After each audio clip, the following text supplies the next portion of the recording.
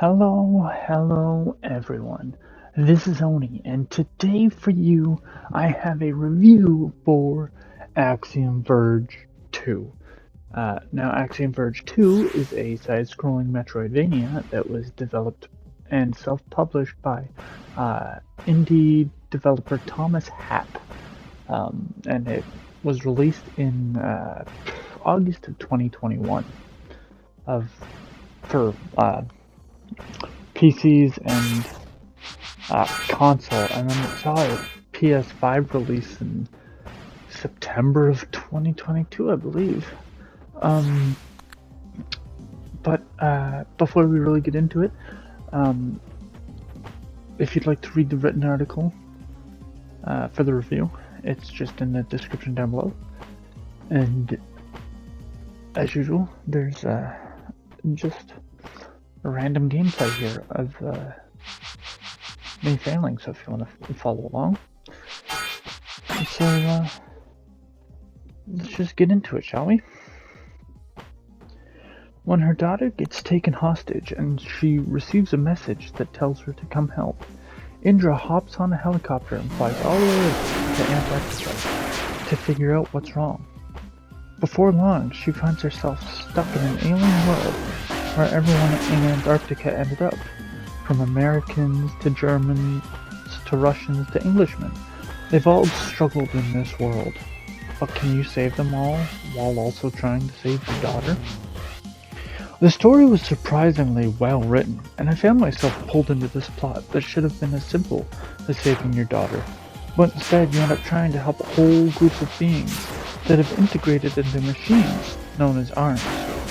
The collectibles you can pick up in the game come in the form of journal entries and tell the story of how the people survived the world and the struggles that they had to face from unknown forces, and even sometimes themselves. Unfortunately, I didn't get the full story of everything because I missed some collectibles, but I was amazed at how well it was all done. And the story has a few twists and turns that I sort of saw coming. A few of them were very obvious outcomes to specific actions, but there were some I didn't see. I was curious if the story had multiple endings, only because of a certain thing that can be done at the end, but I couldn't stand to do the end sequence again. I do wish that the gameplay matched up to how well I enjoyed the story, but when it comes to that, well, that's a whole different can of worms. The game at its core is a metroidvania, which I don't mind, because I absolutely love the genre, especially when it's well done. But I'll be honest, exploration in this game was a chore and a half. The map screen is handy for showing little blips on it to show you where you need to go, and then it's your job for figuring out how to get there, and that was a real test of patience. The amount of times I'd have to go to some faraway random corner of the map just to either get an ability or squeeze through a tiny hole in the wall just to circle back was way too many. Eventually, you get a little robot friend that can phase into different dimensions, so that was a whole other map to explore and work out how to go where. It was a pain the entire time, honestly. I'll admit that the map is actually really gorgeous with their designs and artwork, but there was one area that it was hard to see the platforms in. Only because it was a barely visible white mark on sets of rocks as you scale a cliffside. The weapons in the game are mostly all close combat, and this is a pain with some enemies as you have a hard time getting close to them. Sure, you have a boomerang, but even after upgrading the damage of ranged weapons to max in the skills menu, it never felt like it did any damage to anything, like throwing cardboard at my issues. So I got so frustrated with the combat, especially when it got hectic and more than one enemy came at me. There's a good portion of the game where you end up playing as the little robot helper, and this was the worst of my rage.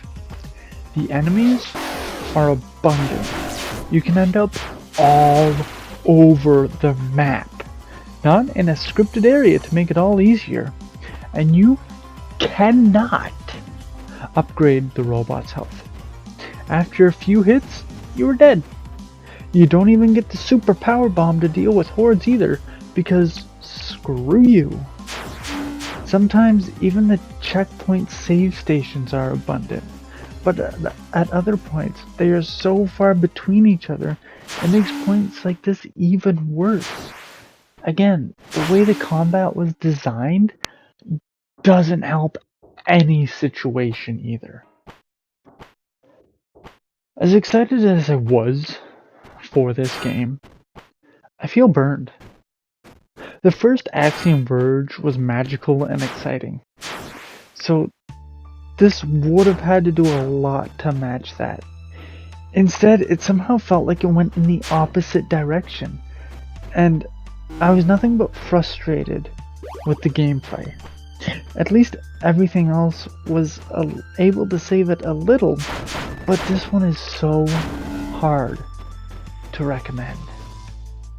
And that's why I'm giving Axiom Verge 2 a 5 out of 10. I hope you like this review.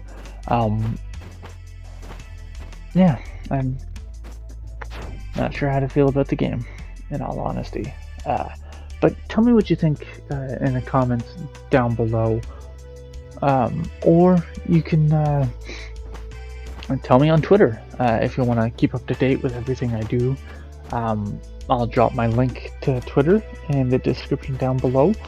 Or you can join the Node Gamers Discord channel, which the link for that is also down below. You can tell me what you think about the game, this review, old reviews, or just talk about anything in general, really. And again, written article. If you'd like to share that around, by all means, it'll be in the description down below as well. So I hope you all have a good morning, or a good afternoon, and a good night. And until next time, everybody, goodbye.